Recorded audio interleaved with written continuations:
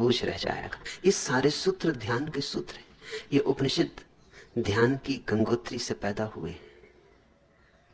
ये उन दृष्टाओं की अनुभूतियां हैं जिन्होंने विचार की जो सतत प्रक्रिया चलती है उससे छुटकारा पा लिया है। ध्यान का अर्थ होता है विचार की धारा का ठहर जाना।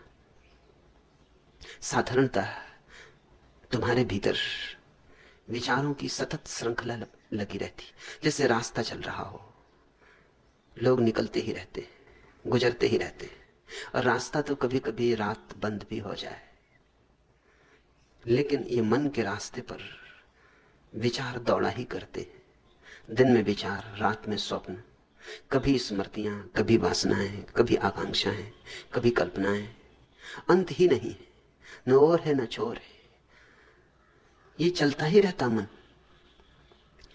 इस मन की सतत प्रक्रिया के कारण तुम ये भूल ही जाते हो कि तुम इससे पृथक हो।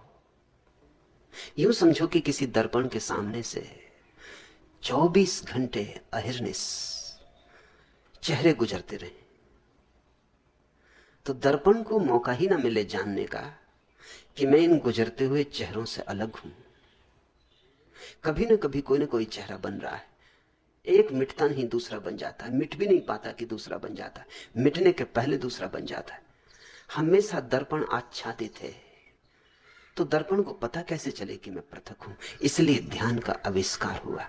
ध्यान का अर्थ है दर्पण को मौका देना थोड़ी देर को कि उसमें कोई प्रतिबिंब ना बने, ताकि दर्पण ये समझ ले कि मैं अलग हूं और प्रतिबिंबों की जो धारा मेरे सामने से गुजरती है वह अलग है।